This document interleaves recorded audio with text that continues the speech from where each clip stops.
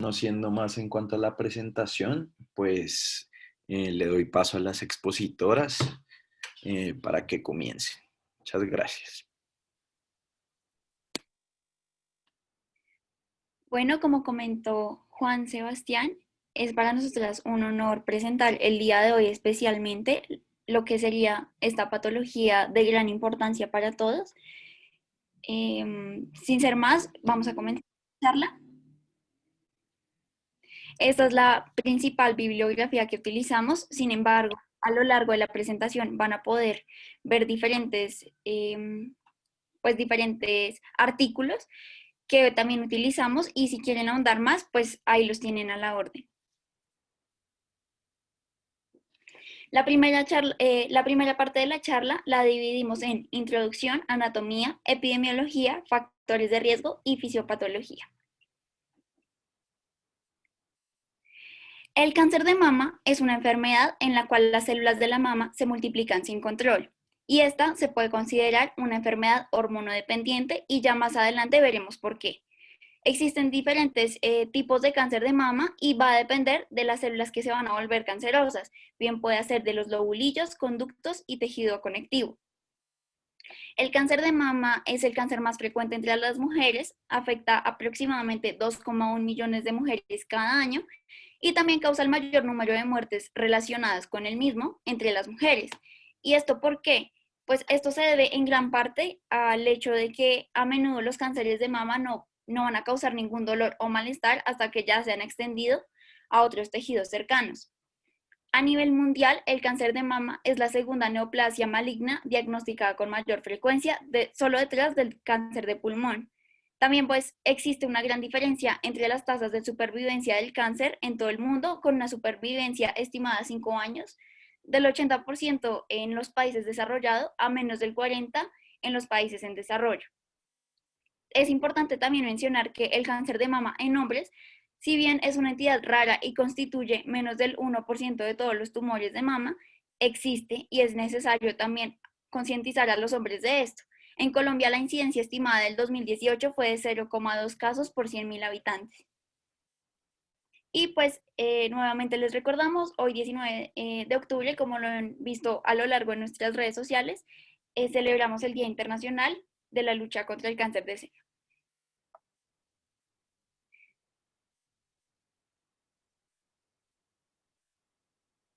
Siguiente.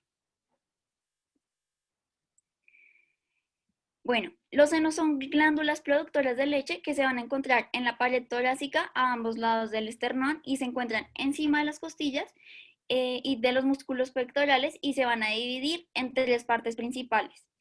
En primer lugar, se encuentra el tejido glandular que va a producir la leche y está formado por 15 a 20 lóbulos y dentro de cada uno se van a encontrar los alveolos. Y estas van a ser glándulas sudoríparas modificadas, rodeadas por una membrana basal compuesta principalmente de colágeno. Envolviendo estos alvéolos hay unas células mioepiteliales especiales que se van a contraer y van a empujar la leche fuera del lumen del alvéolo por los conductos lactíferos o galactóforos hacia una porción dilatada profunda pues de la areola que se va a denominar el seno galactóforo y allí se van a acumular como esas gotas pues de leche. En segundo lugar está el estroma que va a estar rodeando el tejido glandular y este estroma va a contener tejido adiposo o graso y va a constituir la mayor parte de la mama. Dentro de este, pues también se van a encontrar lo que son los ligamentos suspensorios o también llamados ligamentos de Cooper, que van a atravesar el estroma y van a ayudar como a mantenerlo en su lugar. Estos ligamentos también se van a adherir a la superficie interna de la piel del seno y a los músculos pectorales por el otro extremo. Ya debajo de la piel sobre la mama, una parte supremamente importante, sobre todo en esta patología, va a ser la red de vasos linfáticos. Estos van a drenar la linfa, que para recordar un poco, es un líquido que contiene productos de desecho celular y glóbulos blancos. Esos vasos linfáticos van a drenar principalmente hacia un grupo de ganglios linfáticos en lo que sería la región axilar. Pues acá también va a ser importante mencionar que una pequeña porción de la glándula mamaria puede extenderse a lo largo del borde inferolateral de lo que sería el pectoral mayor hacia la fosa axilar y que se va a denominar proceso axilar o cola de Spence, que ahí se está señalando en la parte de vasos linfáticos, pues en esa imagen. Finalmente, las areolas también van a contener muchas glándulas sebáceas que se van a dilatar durante el embarazo y van a secretar sustancias oleosas que van a proporcionar un lubricante protector para la areola y el pezón, porque lo que pasa al inicio de la lactancia materna es que estas estructuras van a estar especialmente expuestas al roce e irritación. Hablando un poco más de epidemiología, el cáncer de mama es el cáncer que se presenta con mayor frecuencia en las mujeres y el segundo cáncer más común en general. En América Latina, pues es el cáncer más frecuente en mujeres mayores de 15 años con una tasa de incidencia de 82,3 casos por 100.000 habitantes. Y la segunda causa de muerte por cáncer después del pulmón, con una tasa de 1,4 muertes por cada 100.000 habitantes. En Colombia, el cáncer de mama es el principal cáncer del país, con 13.376 casos nuevos en el 2018, con una tasa de incidencia de 63,9 casos por 100.000 mujeres mayores de 15 años. Y es la primera causa de muerte por cáncer en mujeres, con una tasa de 17,2 muertes por cada 100.000 habitantes.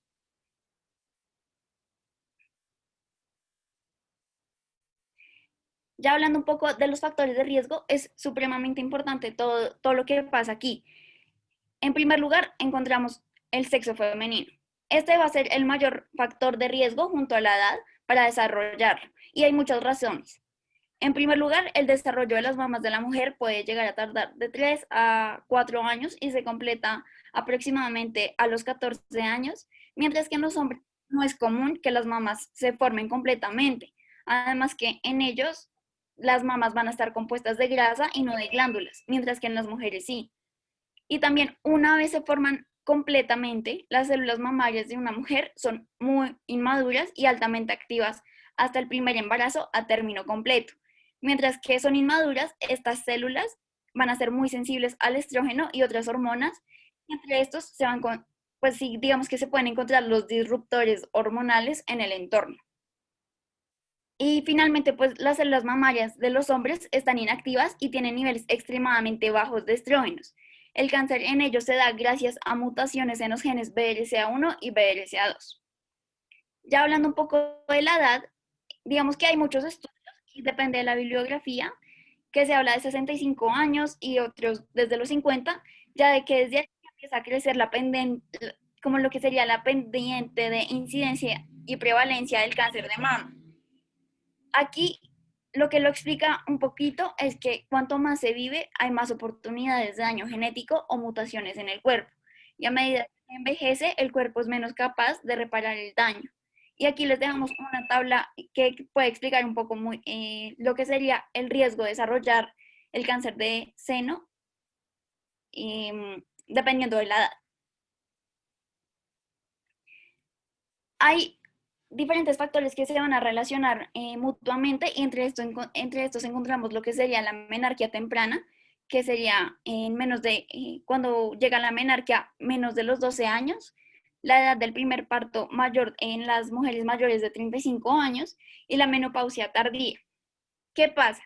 Que el estradiol digamos que en menor grado otros estrógenos van a aumentar la proliferación del tejido mamario y el estroma. Y en consecuencia, pues van a aumentar las posibilidades de mutación en el epitelio, que va a proliferar muy rápidamente. Estos efectos se van a acumular al aumentar la exposición, válgase la redundancia, acumulativa a los estrógenos. Digamos que la importancia de esta exposición acumulada, digamos que se respalda por el aumento del riesgo de cáncer con la menarquia temprana, el primer embarazo y la menopausia tardía, junto con otros factores que vamos a mencionar más adelante. Ya más, digamos que comparado con lo que hablamos más atrás, ahí podemos hablar de la edad del primer parto mayores de 35 y lo que es la nulliparidad. Como mencionamos anteriormente, el epitelio mamario inmaduro es más susceptible a lo que serían los carcinógenos que el epitelio post-lactancia. Y por tanto, Cuanto más se demore el primer nacimiento vivo, o en el caso de la nuliparidad, pues que no se tenga, mayor va a ser el riesgo de desarrollar cáncer de mama. También vamos a encontrar los factores de riesgo genéticos, que se encuentran en que aproximadamente el 20 al 25% de las pacientes con cáncer de mama van a tener antecedentes familiares positivos, pero solo entre el 5 y el 10% de los casos van a demostrar una herencia autosómica dominante, entre los que se encuentran los genes BRCA1 y BRCA2, que los vamos a explicar más adelante. También van a encontrar algunos síndromes predisposicionales, como lo sería el Li-Fraumeni, el síndrome de Cowden y el síndrome de Peutz-Jeghers. También otro factor importante es la raza, y normalmente el origen étnico se va a correlacionar porque las mujeres blancas no hispanas van a tener la incidencia máxima de esta enfermedad, y la variación en la frecuencia de los genes es súper importante en los distintos grupos étnicos. Digamos, acá podemos dar un ejemplo, lo que sería las poblaciones judías askenazíes o ashkenazis, porque las mutaciones BRCA1 y BRCA2 en la línea germinal son especialmente prevalentes en estas poblaciones. También se encuentran en factores de riesgo los antecedentes de un cáncer previo y antecedentes familiares, la terapia de radiación de pecho, por ejemplo, para aquellas pacientes que hayan necesitado, por ejemplo, para un tratamiento de linfoma Hodgkin o cualquier otra patología. Y aquí hay otros factores de riesgo igualmente importantes, pero no vamos a entrar mucho en detalle.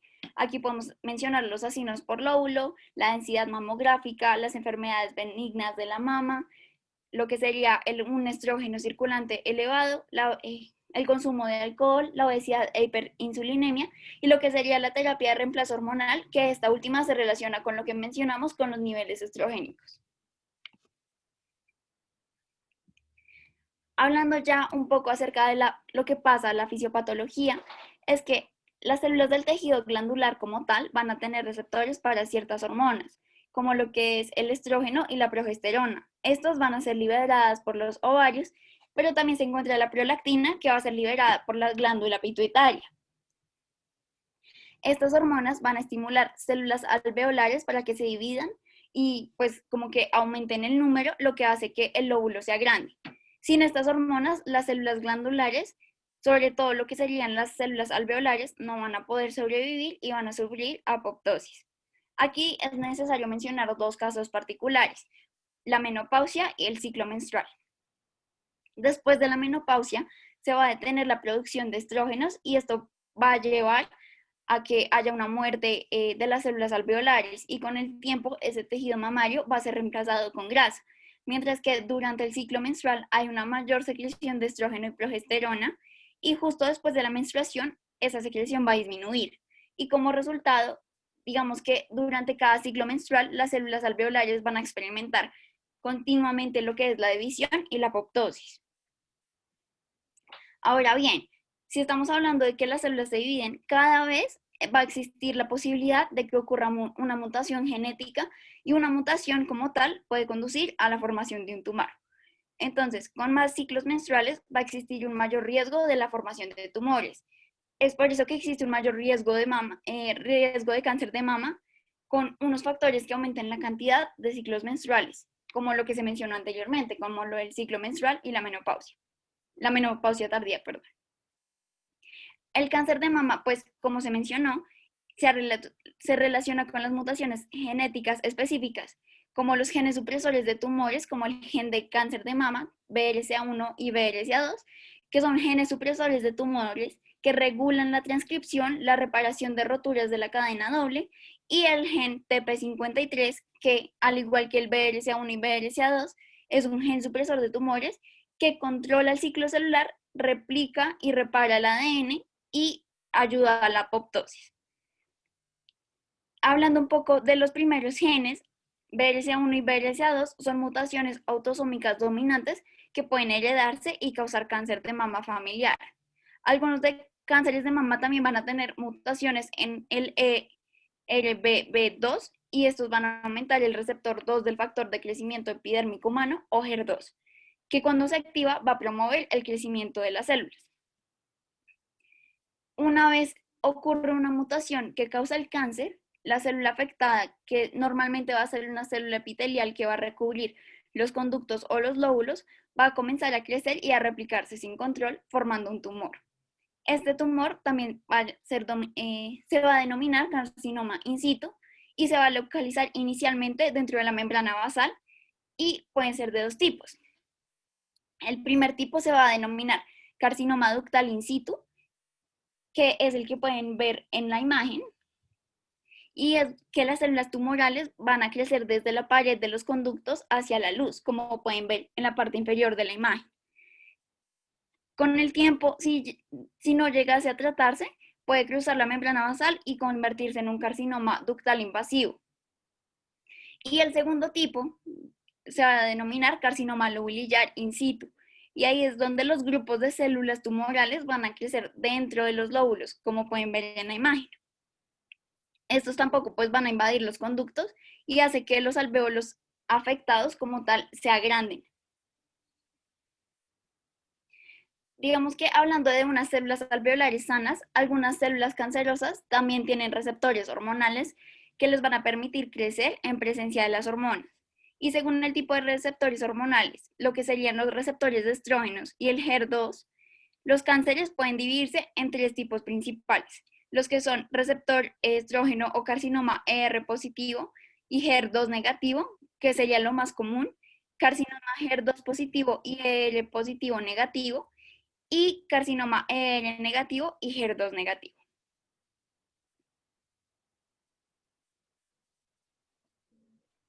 Ahora, hablando sobre el algoritmo de diagnóstico, incluiremos la anamnesis, el examen físico, enfatizando en el examen clínico de la mama, los diagnósticos diferenciales que podríamos tener, las imágenes diagnósticas, incluyendo si se hace o no biopsia, y la estadificación del cáncer de mama.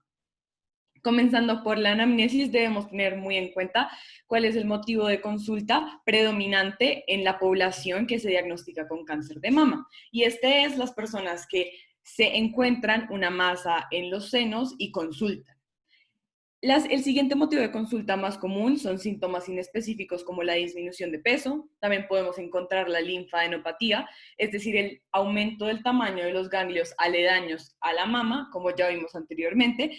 Y también se puede hacer este diagnóstico por medio de la revisión general, en donde se hará o una mamografía rutinaria por el tamizaje o un examen clínico de la mama, como veremos más adelante. Acá queremos enfatizar muy específicamente en la importancia del autoexamen de seno. A pesar de que este no sea considerado una medida de tamizaje como tal, debido a que no reduce significativamente la muerte por esta patología, es importante que las mujeres lo realicen debido a que puede llevarnos a diagnosticarlo más tempranamente. Se debe realizar 8 días después de la menstruación en mujeres premenopáusicas y un día específico de cada mes en mujeres posmenopáusicas. Respecto a los antecedentes, en los personales, los que más debemos prestarles atención van a ser los patológicos, los quirúrgicos, los farmacológicos y la evaluación de los factores de riesgo de los que ya nos hablaron más anteriormente. Respecto a los antecedentes familiares, tenemos que evaluar la posibilidad de estar ante un cáncer de mama heredofamiliar. ¿Cuándo vamos a sospechar de uno de estos? Cuando tenemos uno o más de los siguientes ítems: edad temprana de aparición, menor de 50 años, 2 o más familiares afectados por el mismo tumor u otros, varias generaciones, es decir, más de 3 consecutivas, afección multicéntrica o bilateral, lo que significa que si se presenta un cáncer de mama debe ser en ambos senos, más de un primario, es decir, que se generen 2 tipos diferentes de cáncer de manera sincrónica sin que haya metástasis, etnias específicas, ya que nos habla de endogamia, y 1 o más tumores raros en un individuo.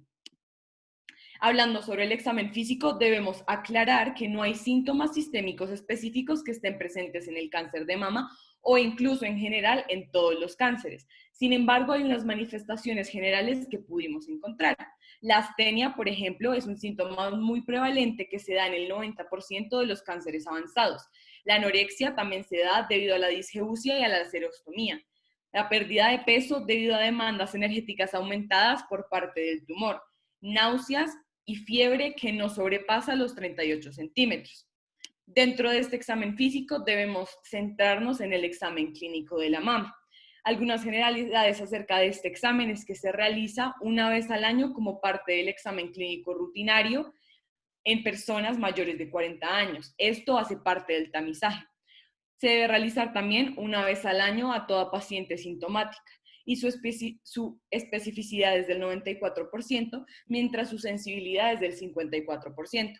Es importante recalcar que el examen clínico de la mama se divide en dos partes, la inspección y la palpación. En la inspección le pediremos al paciente o a la paciente que se retire la ropa y le vamos a pedir que se coloque primero las manos en la cintura y después en la cabeza, repitiendo los siguientes pasos. Debemos observar la simetría, teniendo en cuenta el tamaño y la forma, comparando bilateralmente ambas mamas, inversiones del pezón, masas o bultos, retracciones de piel o pezón y áreas de hundimiento o abultamiento.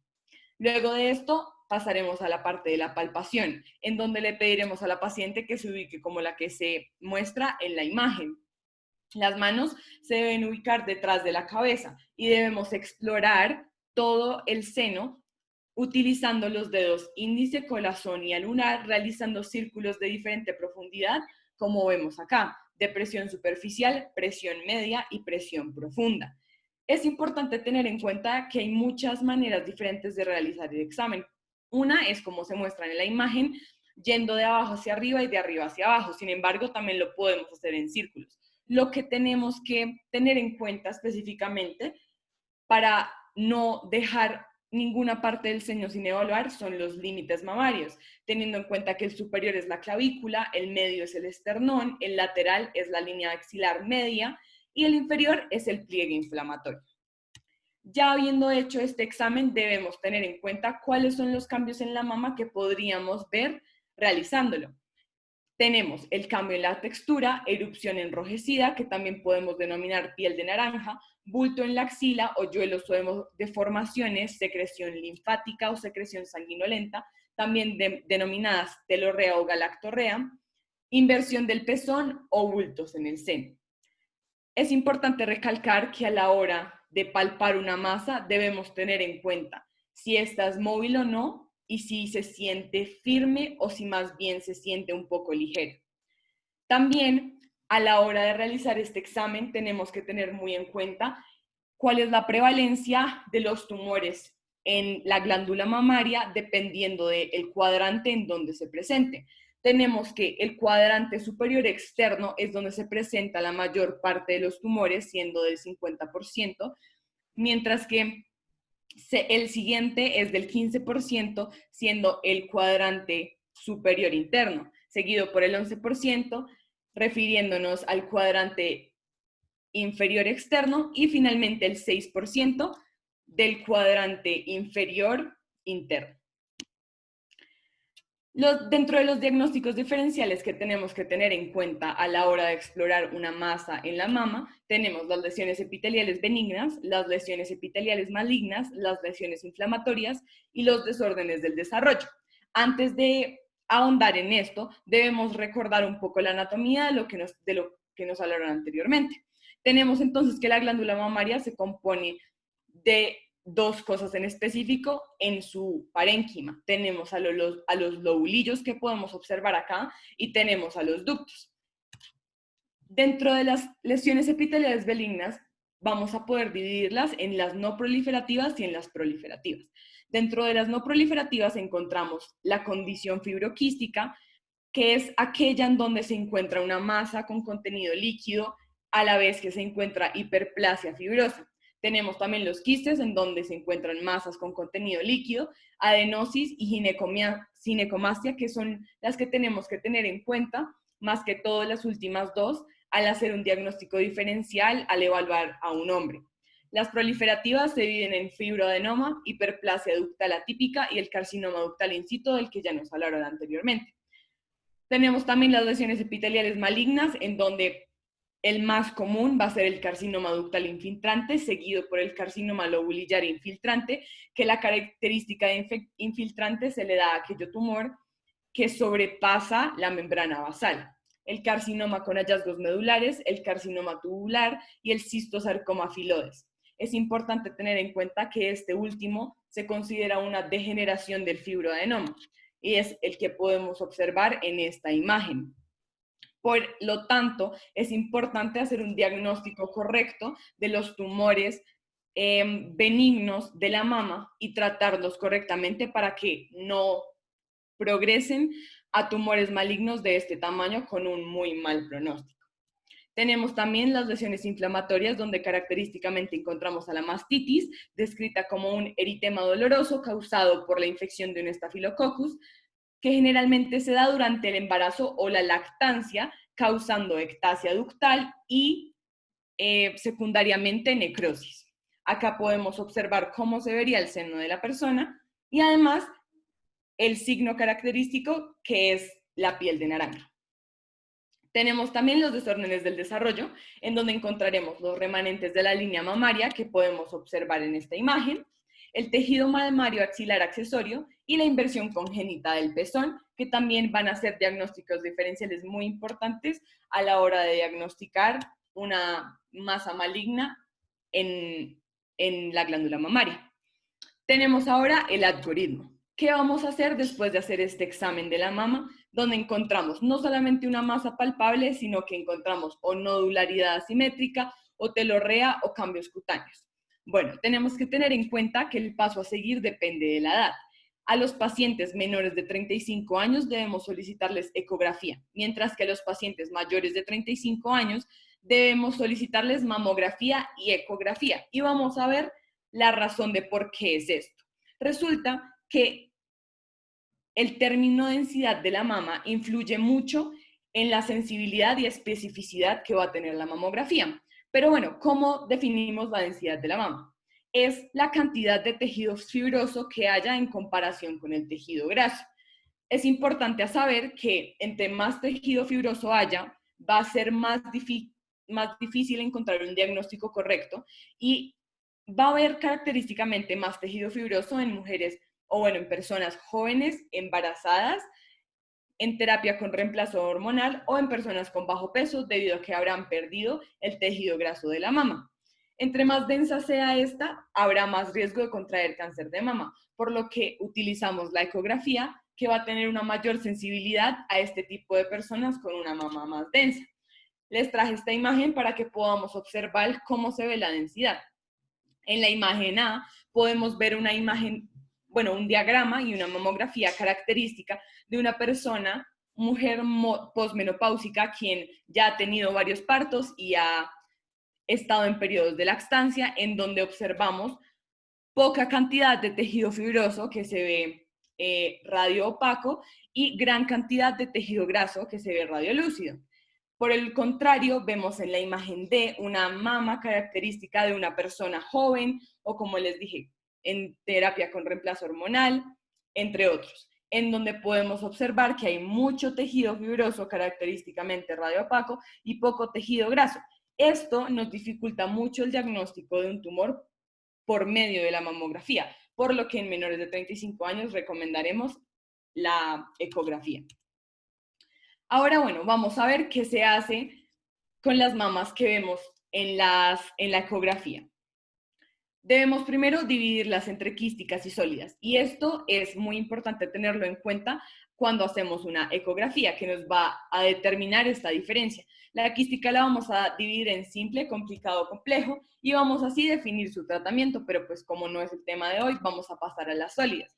En las sólidas, ya sean estas diagnosticadas por medio de una ecografía, como lo muestra el diagrama, o por medio de una mamografía, siempre debemos evaluar primero el BIRADS, es decir, el Breast Imaging Radiology and Diagnostic Standards, donde vamos a hablarlo más adelante en esta charla, y lo vamos a ver si es BIRADS 2 o 3 o si es BIRADS 4 o 5, pero lo importante de este diagrama y que quiero que se lleven es que a las masas que son mayores de 2 centímetros se les va a realizar una biopsia Trucut o con aguja gruesa, mientras que a las masas que son menores de 2 centímetros les vamos a hacer una biopsia Trucut o con aguja gruesa guiada por una ecografía, debido a que va a ser muy difícil localizarla. Y siempre se va a remitir a una cirugía de mama, incluyendo a las masas no vistas ni en una ecografía ni en una mamografía. Ahora hablemos sobre la mamografía. Algunas generalidades de esta es que está basada en el uso de rayos X. Se usa como tamizaje cada 2 años para las mujeres entre 50 y los 69 años, como ya dijimos, para el diagnóstico en mujeres mayores de 35 años, y esta nos va a brindar una imagen oblicua y una imagen cefalocaudal de la mama. En este video podemos observar cómo se realiza una mamografía, las 2 placas entre las cuales se inserta la mama y la manera en cómo la persona se debe ubicar. Acá podemos ver una mamografía normal de una persona aproximadamente de 40 años, en donde podemos observar que no hay tanto tejido fibroso y hay harto, pues ahí está más presente el tejido graso. Lo que también tenemos que tener en cuenta a la hora de analizar una mamografía es si la lesión es agrupada, regional, difusa, segmentaria o lineal, debido a que nos hablará de diferentes diagnósticos. Y aquí les traje una imagen de una mamografía que característicamente nos muestra una malformación y un tumor que es específicamente un carcinoma ductal infiltrante. Como podemos ver, pues se ve radiopaco y se puede observar debido a que esta mama no tiene una cantidad fibrosa mayor a comparación de su tejido adiposo. Luego de hacer una mamografía o de hacer una ecografía, como ya sabemos en menores de 35 años se hace la ecografía, debemos clasificar los resultados de acuerdo a lo que observamos. Tenemos entonces la categoría de la que estábamos hablando, denominada BIRADS. La categoría se divide en diferentes, comenzando por 0, que es no concluyente, 1, que es negativo, 2, que es benigno, 3, probablemente benigno, 4 es sospecha de malignidad y esta se divide entre 3, la quinta que es alta sospecha de malignidad y la sexta que es una malignidad comprobada por biopsia. Lo más importante del BIRADS es que desde la categoría 4 se debe mandar a biopsia. Es lo más importante que debemos tener en cuenta, además del análisis que se debe hacer correctamente. Como veníamos hablando, pues la ecografía está basada en la utilización de ultrasonidos y el diagnóstico de cáncer de mama se va a hacer por medio de esta en menores de 35 años. Nos va a ayudar a diferenciar entre masas quísticas o sólidas y entre palpables y no palpables. En este video podemos observar cómo se hace una ecografía en una mama normal y a su vez esta se va a categorizar en el BIRADS que vimos anteriormente. La biopsia que se va a recomendar en un BIRADS mayor a 4 es el gold standard del diagnóstico de cáncer de mama. Tenemos 2 tipos de biopsia pues, característicos que se usan en este diagnóstico, que son la biopsia de aguja fina o ACAF, que generalmente se usa para los nódulos linfáticos, los quistes o para el drenaje de alguno de estos, y la biopsia Trucut o de aguja gruesa, como veníamos hablando, que es la que más se usa debido a que es la más específica para mandar a histopatología completa la parte del tejido que se obtenga o la muestra que se obtenga de la mama. Acá en el video podemos ver una biopsia de aguja gruesa guiada por un ultrasonido que generalmente se realiza para poder ubicarlo de mejor manera. Después de la biopsia viene otra clasificación que es denominada el TNM o tamaño de tumor, nódulos linfáticos y metástasis. Como pueden ver, la tabla es un poco densa, hay bastante información, pero lo más importante que hay que saber acerca de este es que a medida de que avance el número, ya sea de tamaño de tumor, nódulos linfáticos o metástasis, el pronóstico va a ser peor. Dentro del tamaño vamos a tener desde TX, en todos vamos a encontrar TX, que es inconcluso o que no se pudo evaluar, y en el tamaño del tumor característicamente va a ir hasta 4, mientras que en los nódulos linfáticos va a ir hasta 3 y en la metástasis va a ir hasta 1, debido a que en metástasis lo categorizamos en no hay evidencia clínica o radiológica de metástasis o metástasis distal detectable por medios clínicos y radiológicos, que va a ser M1. Respecto a los resultados que nos arroje la biopsia de acuerdo al TNM, vamos a estadificar el cáncer de mama en estadio 0, estadio 1, estadio 2, estadio 3 o estadio 4. Y es importante tener en cuenta que el único estadio que va a tener metástasis va a ser el 4, es decir, que es el de peor pronóstico. También importante que a medida que avancen los estadios van a ir aumentando tanto el tamaño del tumor como los nódulos linfáticos a los que invada característicamente las células malignas. Y después de hacer esta estadificación se debe establecer el procedimiento a seguir, del cual nos hablarán más adelante en esta charla. Listo, ahora vamos a comenzar a hablar del tratamiento del cáncer de mama.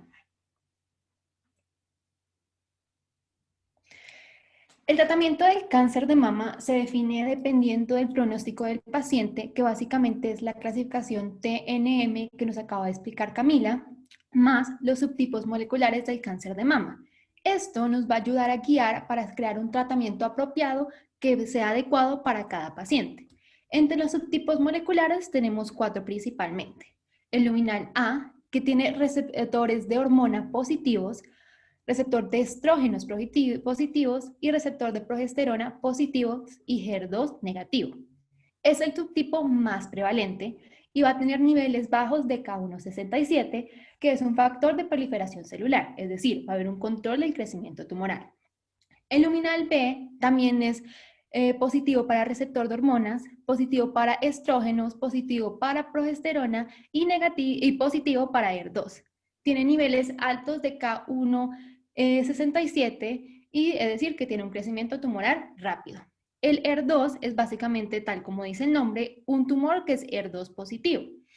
Es una amplificación o sobreexpresión del receptor de HER2 y tiene un crecimiento más rápido que los subtipos luminales. Y el último, el triple negativo, tal como su nombre dice, no es positivo para ni HER2, ni para estrógenos, ni para progesterona. Tal como pueden ver en la imagen, el luminal A es el que mejor pronóstico tiene, mientras que el triple negativo es el que peor pronóstico conlleva. Entonces, ¿cómo hacemos el tratamiento del cáncer de mama? El cáncer de mama, a grosso modo, se puede dividir en 2 grupos, tratamientos locales y tratamientos sistémicos. Tal como dice el nombre, el tratamiento local es específicamente en el sitio del tumor y no afecta al resto del cuerpo. En estos encontramos los grupos de cirugía y radioterapia. El sistémico son medicamentos que se van a diseminar por el cuerpo para tratar las células cancerosas donde quiera que se encuentren. En este tenemos la terapia hormonal, la quimioterapia y los biológicos. Cierta terminología importante sobre el tratamiento es la neoadyuvancia, que es anterior a la cirugía, la adyuvancia, que es posterior a la cirugía, y paliativa, que más adelante se va a expandir, es más que todo para los pacientes que en sí ya tienen metástasis o estadios muy avanzados, en donde no se busca el objetivo terapéutico de la curación, sino que se busca en sí aliviar los síntomas y mejorar la calidad de vida de estos pacientes.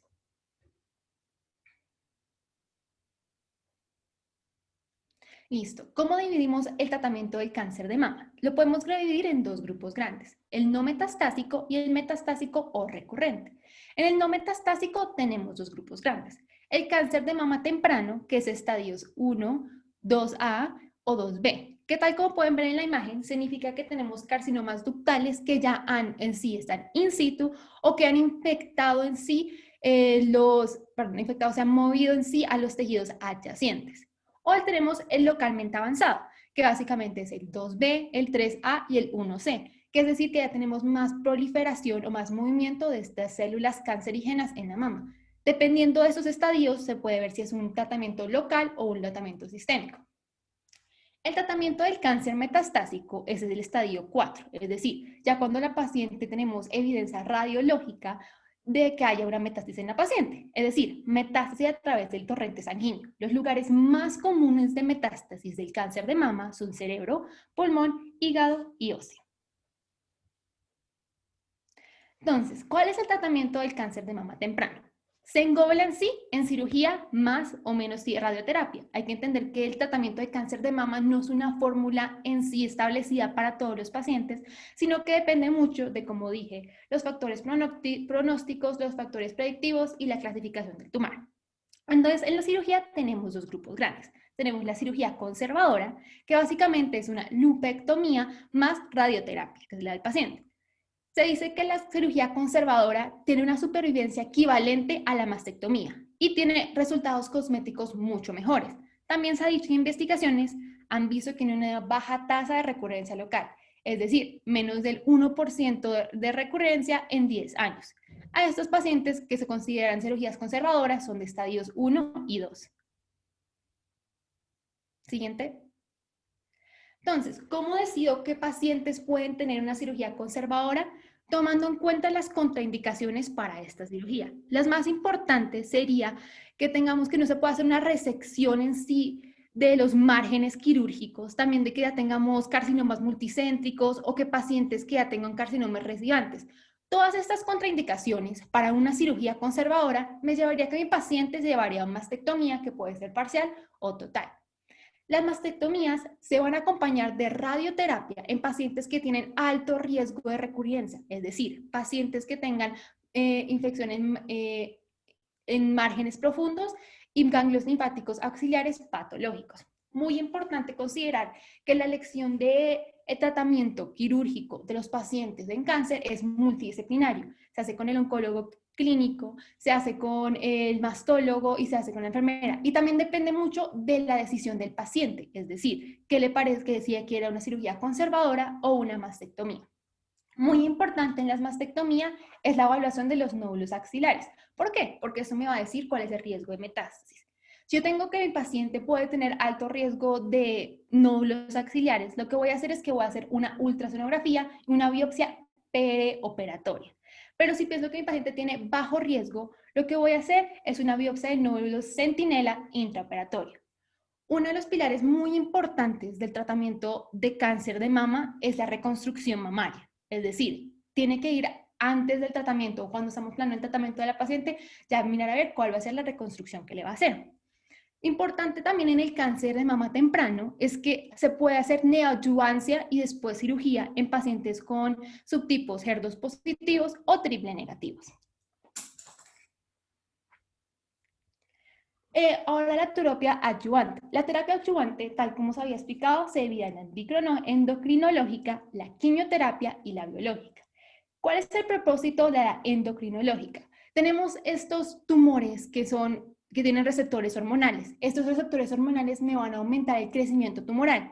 Con la terapia hormonal, lo que yo voy a hacer es que voy a bloquear ese feedback positivo que se les da a estos tumores, es decir, ese crecimiento, para que no crezcan tanto y también disminuyan de tamaño. La terapia endocrinológica la podemos dividir en dos grupos primordialmente. Lo podemos dividir en los moduladores selectivos de receptores de estrógenos y en la ablación de estrógenos. Esto va a depender mucho de, primero, la sensibilidad hormonal del tumor, la edad del paciente y si la paciente está premenopáusica o posmenopáusica. Asimismo, te tiene que considerar las comorbilidades presentes del paciente para mirar a ver cuál medicamento es mejor o más adecuado para el paciente. Para las pacientes premenopáusicas, la ablación de estrógenos se puede hacer a través de la castración quirúrgica, que sería una oforectomía, o a través de medicamentos inhibidores de la gonadotropina. Los antiestrógenos, el más conocido es el tamoxifeno, que tal como pueden ver en la imagen de la izquierda, es un antagonista del oestradiol, es decir, de los estrógenos, que me va a hacer que no hayan esos cambios intracelulares que causa cuando los estrógenos se unen a los receptores, haciendo que el tumor no crezca tanto y no haya tanto crecimiento tumoral. La terapia hormonal se elige, tal como dice, en los pacientes que son receptor hormonal positivos, que tengan características de alto riesgo, es decir, que tengamos un tumor mayor a 2 centímetros o ganglios linfáticos patológicos. La quimioterapia se hace con medicamentos antineoplásicos. Se dice que múltiples agentes son más efectivos que un solo agente. Esto se hace en un régimen, es decir, una combinación de múltiples antineoplásicos para poder administrársela al paciente en ciclos de quimioterapia. Se dice de que 4 a 6 ciclos es óptimo, pero esto es muy dependiente del paciente, la clasificación y se individualiza mucho. ¿Cuáles son los antineoplásicos que se utilizan para el tratamiento del cáncer de mama? Tenemos los agentes anquilantes como la ciclofosfamida, que lo que me van a hacer es que la ciclofosfamida me va a inhibir el crosslink de ADN de las células. Tenemos las antraciclinas, por ejemplo, la doxoribosina, que lo que me va a hacer es inhibir la topomerasa 2 o inhibir la síntesis de RNA. También tenemos, por ejemplo, el metotrexato, que lo que me va a hacer es inhibir la síntesis de purina. Y por último también tenemos los taxanos, que tenemos el paclitaxel y el doxitaxel, que lo que van a hacer es inhibir la función de los microtúbulos. Tal como pueden entender, el propósito de estos medicamentos es parar el ciclo celular, que por consiguiente me va a disminuir el crecimiento del tumor o el crecimiento del tumor. Por último, tenemos los biológicos, que el ejemplo que podemos tomar es el trastuzumab, que es un anticuerpo monoclonal que inhibe el receptor de HER2, es decir, pacientes HER2 positivos se les puede dar este medicamento. El tipo de régimen, tal como dije, va a depender de las características tumorales. Y se puede ver en la tabla de abajo los que se podrían decar. Por ejemplo, si tengo un tumor triple negativo, menos de 0.5 centímetros, obviamente no voy a poder darle una terapia endocrinológica porque es triple negativo y no va a tener esos receptores. Entonces, Lari comenzaría con lo quirúrgico y acompañaría con quimioterapia. El tratamiento del local manto avanzado se basa en la neoadyuvancia, en la cirugía y en la adyuvancia. Entonces, la neoadyuvancia lo que me va a hacer es disminuir el tamaño del tumor antes de la cirugía para que sea más fácil los márgenes quirúrgicos y la resección total del tumor.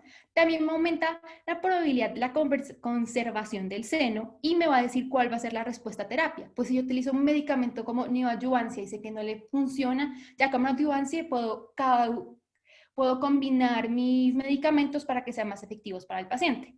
Muy importante, los medicamentos neoadyuvantes me van a mejorar la supervivencia libre de enfermedad y supervivencia global comparado con pacientes que solamente recibieron cirugía y adyuvante. Muy importante, los HER2 positivos, tal como dice, se van a hacer quimioterapia más los biológicos y los triple negativos solamente con quimioterapia. La cirugía puede ser una lupectomía o una mastectomía, pero es muy paciente dependiente y del cuadro clínico. Muy importante, tal como dije anteriormente, la evaluación de los nódulos regionales. La adyuvante va a depender del estatus clínico del paciente y las características tumorales.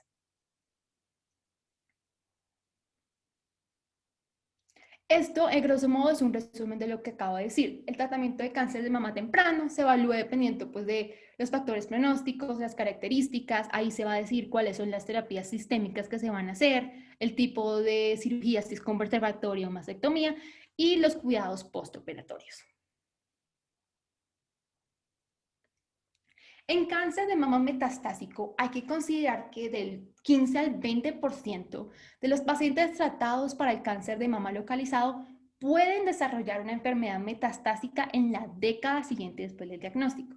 Por eso es muy importante el seguimiento de estos pacientes después de un tratamiento para poder detectar tempranamente si hay signos de metástasis, si la paciente tiene metástasis, para hacer un tratamiento adecuado. Muy importante, el cáncer metastásico, los objetivos terapéuticos no en sí es la curación, sino aumentar la supervivencia, que normalmente es menos de 3 años después del diagnóstico, aumentar la calidad de vida de los pacientes y disminuir los síntomas que a veces son consecuencia del tratamiento.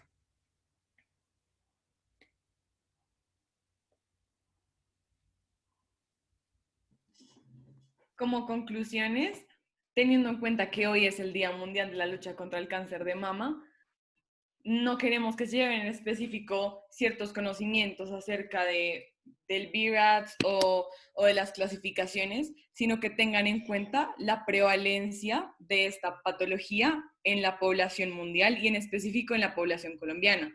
También que tengan en cuenta de que no es solamente una patología que le da a las mujeres, sino también a los hombres, y que estos, por no diagnosticarse a tiempo, pueden tener una mortalidad más alta. Es importante también que ustedes mismos se cuiden por medio de la realización del autoexamen de seno y finalmente pues que tengan en cuenta los diferentes medios de tratamiento que se tienen hoy en día para aumentar la vida de estas personas y que esto no sea una causal de muerte. Para que el diagnóstico temprano se haga correctamente, hay que establecer y cumplir las medidas de tamizaje que se tienen previstas por el gobierno y por las guías de práctica clínica, a la vez que pues, uno puede evitar este tipo de cosas por medio de la realización del autoexamen de seno. Esto era lo que les queríamos contar hoy. Y pues estamos abiertas a preguntas o a comentarios. Listo, muchas gracias a nuestras tres expositoras del día de hoy. La verdad que una muy buena charla, quedan muchos conceptos claros. No sé si en este momento cualquier persona que tenga alguna pregunta puede pedir la palabra para abrir su micrófono o también escribirla por el chat. Entre tanto, pues le doy la palabra al doctor Pedro Ramos. No sé si él quiere hacer alguna intervención en este momento. Sí, claro. Claro, Buenas noches. ¿Me están escuchando? sí, señor. Bueno, yo quería felicitarla por la excelente exposición, bastante integral y completa. Solo quería hacerle unas anotaciones globales. Sería primero en el tema de screening de cáncer de mama. En Colombia está aprobado después de los 50 años, cada 2 años, hasta los 70 años. En las mujeres de 40 a 50 años en riesgo estándar hay que hacerlo solo con un consentimiento de la paciente explicándole los pros y los contras. Y para las mujeres de alto riesgo, que tienen mayores posibilidades de cáncer por temas familiares, por factores de riesgo alto con el algoritmo de Yale, se recomienda desde los 35 años, pero utilizando ya no la mamografía, ni la ecografía, ni ninguno de esos estudios, sino la resonancia magnética. El segundo punto es, ya en lo que tiene que ver con las diferentes modalidades de tratamiento sistémico.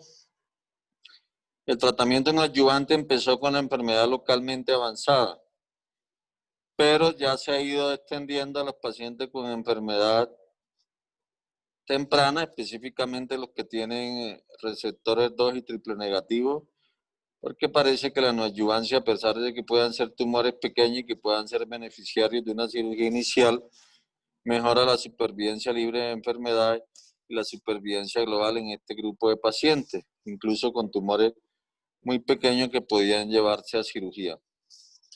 Ya en la enfermedad localmente avanzada sí está claramente indicada la neoadyuvancia, no solo para los triple negativos y los HER2 positivos, sino también para los que son luminales, porque son usualmente tumores no resecables, o si son resecables, son tumores bastante grandes que generalmente requieren mastectomía, que podíamos, si bien con la tratamiento no logramos eliminar totalmente el tumor, disminuir el tamaño para hacer una cirugía incluso a veces conservadora. El tercer punto es, respecto al tratamiento, todos los nuevos tratamientos en cáncer de mama se basan o se inician con la enfermedad metastásica. Entonces, en los 3 subgrupos de pacientes moleculares que se presentaron ustedes, hemos logrado avances importantes en los últimos años. Para la enfermedad HER2 tenemos anticuerpos anti-HER2 como el trastuzumab, pertuzumab, lapatinib y muchos otros modernos que cada día van llegando. Esto que ha permitido que esta enfermedad metastásica HER2 positiva ya no tenga una sobrevida de 3 años, sino de 5 años y más. Cambió la historia de esta enfermedad. Y ya esos medicamentos que se probaron en enfermedad metastásica ya están aprobados tanto en la neoadyuvancia como en la adyuvancia, con lo cual los riesgos de recaída de los pacientes de enfermedad inicial con enfermedad localmente avanzada se disminuyen sustancialmente hasta un 50%. El segundo ítem es para los pacientes luminales, que son de receptores positivos. Ya en enfermedad metastásica contamos con medicamentos nuevos como son los inhibidores de la ciclina, que también han logrado unas mejorías notorias en la supervivencia de estos pacientes, tanto en la supervivencia libre de progresión como en la supervivencia global. Esos medicamentos han cambiado el manejo de la enfermedad metastásica luminal, mejorando la calidad de vida de los pacientes porque no están sometidos a los efectos adversos de la quimioterapia, y la terapia con inhibidores de ciclina es bastante bien tolerada. Ya se están haciendo los ensayos clínicos en neoadyuvancia y adyuvancia, pero todavía no tienen aprobación y no han terminado de correr estos estudios. Probablemente muy pronto vamos a tener resultados que probablemente van a ser positivos y vamos a cambiar el estándar de tratamiento adyuvante y no adyuvante en este grupo de pacientes, en este subgrupo de pacientes con luminales. Y el tercer grupo, que es los tumores de más pésimo pronóstico, lo que uno ve no solamente en enfermedad inicial, localmente avanzada y metastásica, en los tres escenarios es muy mal pronóstico, obviamente de más mal pronóstico a medida que la enfermedad esté más avanzada, como la metastásica. Ya en ese escenario tenemos medicamentos nuevos, hasta hace poco solo contábamos con quimioterapia en estos pacientes, pero ya tenemos unos medicamentos que son los inhibidores PAR, que son inhibidores de la enzima poliadenil ADP ribosa polimerasa, que interviene en los mecanismos de reparación celular y los mecanismos de traslación y de ciclo celular, con lo cual ha mejorado la supervivencia libre de progresión de estos pacientes triple negativos usando estos medicamentos que bloquean esta enzima y permiten la muerte de la célula maligna. El otro tema importante es la inmunoterapia. Ya se está empezando a utilizar de todos los tumores de mama. El único que ha mostrado que la inmunoterapia le es eficaz es el triple negativo. Ya tenemos los primeros estudios en enfermedad metastásica que han mejorado ya los temas de supervivencia y con la mejoría también en la calidad de vida, porque tanto los inhibidores PAR como los medicamentos de inmunoterapia tienen un perfil de efectos adversos mucho mejor y por lo tanto deben estar ya utilizándose en ensayos clínicos en enfermedad inicial y localmente avanzada, y probablemente pronto vamos a ver su uso en la práctica clínica en esos escenarios de enfermedad más temprana, donde buscamos generalmente con estas nuevas terapias curación y lograr impactar en la supervivencia de estos pacientes, tanto global como libre de progresión o de enfermedad.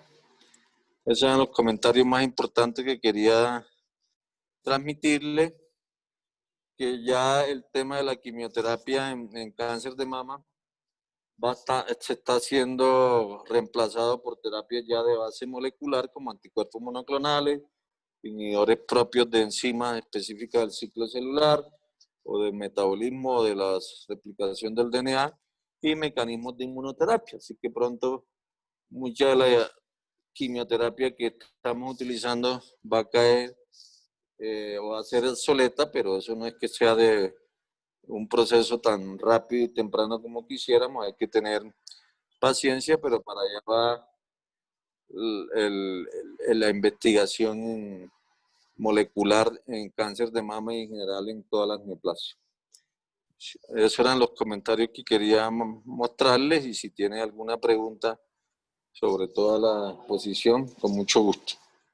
Perfecto, doctor. Muchas gracias por su intervención. Pues hasta el momento sí nos llega una pregunta de Sebastián Rincón que dice: ¿la presencia de calcificaciones en la mamografía son sugestivas de malignidad?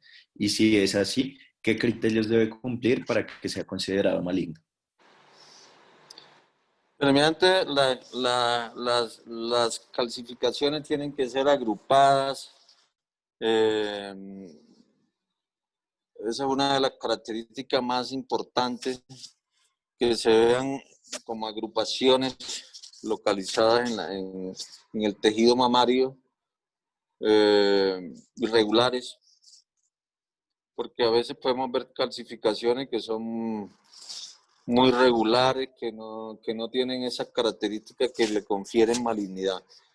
Cuando vemos el tema de calcificaciones, hay múltiples calcificaciones que se ven en la mama, pero lo que más las hace típicas y características de sugestivas de malignidad es esa connotación, que ameritan generalmente una biopsia dirigida por esterotaxia, o guiada por imágenes para poder llegar directamente a la calcificación y poder tener el diagnóstico definitivo si es un carcinoma o es una patología benigna. Ok, muchas gracias, doctor. Pues hasta el momento no nos han llegado otras preguntas de los asistentes, sin embargo, yo sí quería preguntarle, digamos, me llama la atención, quisiera preguntarle en qué momento o con qué factores, cuáles son los que vienen a ser determinantes a la hora de decidir si el tratamiento para un paciente en estadio avanzado es curativo digamos, tratamiento paliativo, pues además de tener en cuenta, digamos, creería que lo más determinante es la metástasis, pero...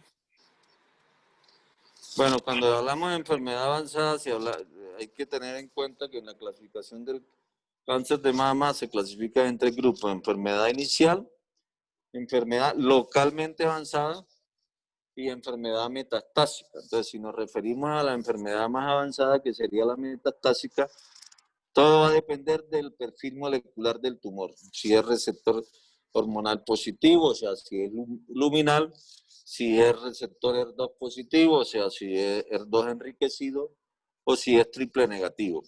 Cuando tenemos un paciente triple negativo, la probabilidad de curación es prácticamente nula y la probabilidad de prolongar la supervivencia es poca.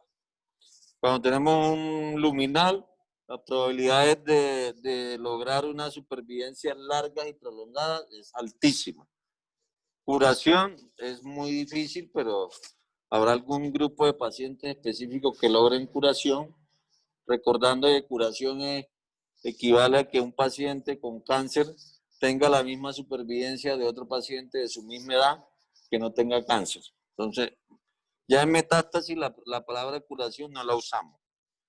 Y los pacientes con tumores HER2, que es el tipo molecular, son pacientes que también ha aumentado su supervivencia aproximadamente 5 años, lo cual es bastante notorio con lo que teníamos con anterioridad de estos anticuerpos. Cuando el cáncer de mama es metastásico, la probabilidad de curación se reduce a lo mínimo, por no decir nula. Es muy poco probable, pero habrán casos anecdóticos de pacientes que logran curación por alguna razón no muy clara, pero en general uno piensa cáncer de mama metastásico, probabilidad de curación nula, probabilidad de supervivencia prolongada muy alta en los pacientes luminales y en los pacientes HER2 positivos, específicamente más que todo en los luminales, donde más ve uno la probabilidad de supervivencia largas de 5, 6, 7, 8 años. Hasta ahora en los HER2 tenemos supervivencias medias de hasta 5 años, eso quiere decir que el 50% de los pacientes están vivos a 5 años. De ahí para allá, todo lo que podamos obtener en estos pacientes es ganancia. Ya cuando hablamos de enfermedad inicial, usualmente estamos pensando en curación. Cuando hablamos de enfermedad localmente avanzada, estamos hablando de que un porcentaje muy importante de esos pacientes pueden lograr curación de incluso 50 o más por ciento con las nuevas terapias. Perfecto, doctor, muchas Lo que gracias. determina es el perfil molecular, no tanto la metástasis y el sitio. Ok, Eso es, si bien tiene peso, es de secundario peso, es de menos importancia que el perfil molecular de la enfermedad. ok, doctor, muchas gracias.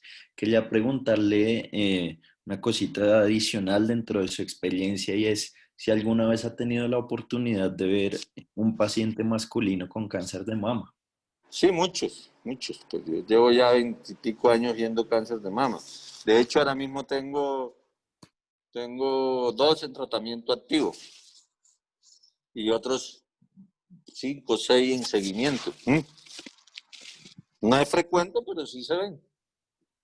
Ok, y respecto, digamos, en relación con el cáncer de mama en mujeres, digamos, tienen epidemiológicamente, ¿les va mejor, no les va tan bien? No, es casi lo mismo el resultado. Va a depender del estado, del tipo, del perfil molecular.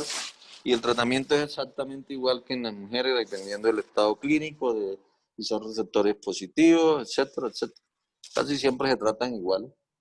Y el pronóstico es igual, dependiendo tipo molecular y el estado clínico. Doctor, nos llega una nueva pregunta de parte de Andrés Felipe Arbeláez que dice, ¿cuáles son los factores de riesgo para cáncer de mama en hombres? Bueno, a diferencia de las mujeres, eso no está tan claramente definido. El único factor de riesgo claro en hombres es el antecedente familiar, básicamente. Pero los otros, como menarquia, menopausia, hay algunos que son universales, como los términos de obesidad, etcétera, el consumo de alcohol, pero los clásicos típicos del cáncer de mama, los 5 o 6 clásicos, como son la menopausia tardía, la menopausia, la menarquia tardía, la menopausia temprana, el consumo de reemplazo hormonal, los anticonceptivos, la paridad, no aplican para los hombres. Entonces solo aplicarían los que son universales, como los términos de obesidad, pero en esta patología, como es tan infrecuente, no están tan descritos los factores de riesgo como en las mujeres, porque la incidencia de cáncer de mama en hombres es muy baja. Entonces para usted hacer un estudio de determinación de factores, pues necesita un número de pacientes importante y a una cohorte de muchos pacientes, y va a ser muy difícil que usted consiga esa cohorte, que casi siempre están más relacionados con temas familiar y genético. Los genes que ustedes mostraron ahí en las diapositivas, el BCR1 y 2, no solo es típico para cáncer de mama, también aplica en próstata y en otras series de tumores también aplica. Entonces, eso es lo que más aplica en el hombre, el antecedente familiar y la parte genética hereditaria que tengan su carga familiar. Y los demás, como ya ustedes mencionaron en cáncer de mama, son de bajo peso, como la obesidad, el alcohol, todas esas cosas aplican, pero acá está menos definido y menos claro el factor de riesgo de cáncer de mama, como es ya tan bien estudiado en el caso de las mujeres. ¿Consideraría usted de pronto que, digamos, un factor como, digamos, no universal del hombre, como podría serlo el hipogonadismo, podría tener algún efecto? No está claro que eso tenga un efecto, no está claro. Ok, perfecto. Muchísimas gracias, doctor. Pues no nos han llegado más preguntas. Nos llegó una nueva pregunta en este momento y todos los hombres se están preguntando ahorita.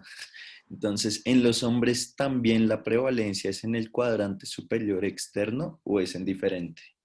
No, acá no, vuelvo Localización. a la misma situación. Acá no tenemos una casuística suficiente para establecer eso, porque es que si tú te fijas, la mama del hombre es muy pequeña. Cuando le da el tumor, cuando uno le detecta un tumor que cobija prácticamente toda la mama, ¿sí?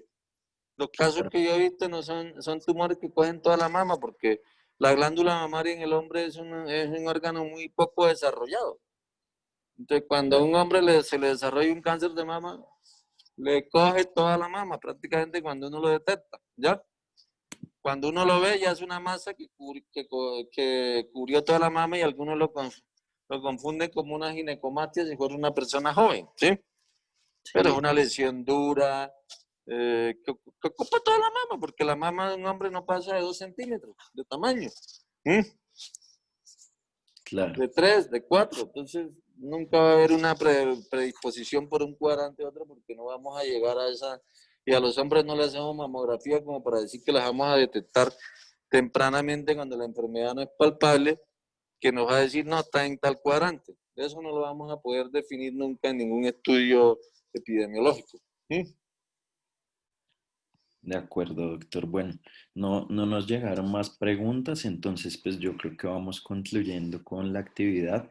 Eh, Nuevamente le agradecemos a usted por su presencia y pues por todas sus contribuciones en esta charla y por supuesto a nuestras expositoras que lo hicieron excelentemente y pues a todos nuestros asistentes dejarles pues el recado de revisar todo lo que hemos subido en torno a este Día Internacional de la Lucha contra el Cáncer de Mama y decirles también que los esperamos mañana para nuestra charla de mieloma múltiple. Entonces, que tengan buena noche, que estén muy bien, hasta luego. Muchas gracias. Buenas noches.